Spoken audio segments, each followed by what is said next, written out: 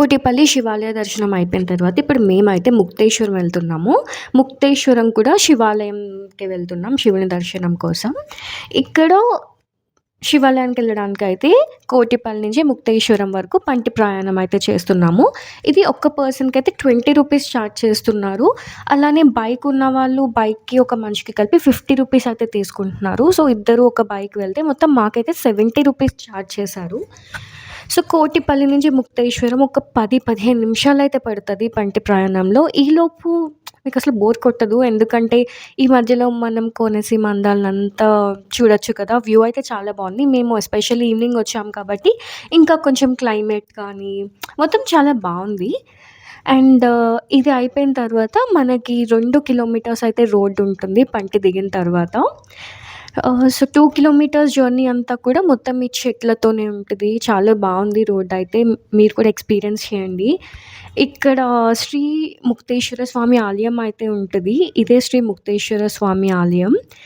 ఇదేంటంటే కోనసీమలో ఒక ప్రముఖ శివాలయాల్లో ఇదొకటనమాట. ఈ ముక్తేశ్వర స్వామి శివాలయం గురించి ఒక ఇంట్రెస్టింగ్ విషయం ఏంటంటే, స్థల పురాణం ప్రకారం రావణుడికి సంహరించిన తర్వాత వచ్చిన బ్రహ్మహత్య దోషం పోవడానికి శ్రీరాముడు ఇక్కడికొచ్చి పరమశివుడిని పూజించారంట. అప్పటినుంచి ఈ క్షేత్రానికి చాలా ప్రత్యేకమైన పేరు, ప్రాముఖ్యత వచ్చిందని చెప్తున్నారు. ఇది కేవలం స్థల పురాణం ప్రకారం అలానే స్థానిక నమ్మకం ప్రకారం చెప్పింది. ముక్తీశ్వరం అంటే మోక్షిని ప్రసాదించే శివుడు అని అర్థం. ఇది మేము ఈవినింగ్ టైమ్స్‌లో వచ్చాము. సో, ఖాళీగా ఉంది. ఇది దర్శనం అయిపోయిన తర్వాత మేము ఐనవిల్లు అయితే వెళ్తున్నాం. పక్కనే ఐనవిల్లు. మనకి గుడి క్రాస్ చేసిన తర్వాత ఇలా బోర్డ్ అయితే కనిపిస్తది. ఆ లోపలికి ఎంటర్ అయితే మీకు ఒక 15 కిలోమీటర్స్ ఉంటది అంతే మాక్సిమం. ఒక 15-20 మినిట్స్ లోపే మీకు వచ్చేస్తది ఐనవిల్లు. ఇప్పుడు మనం శ్రీ సిద్ధి వినాయక స్వామి ఆలయం అనమాట. ఇది ఆంధ్రప్రదేశ్‌లోని అత్యంత ప్రసిద్ధ గణపతి ఆలయాల్లో ఇది కూడా ఒకటి.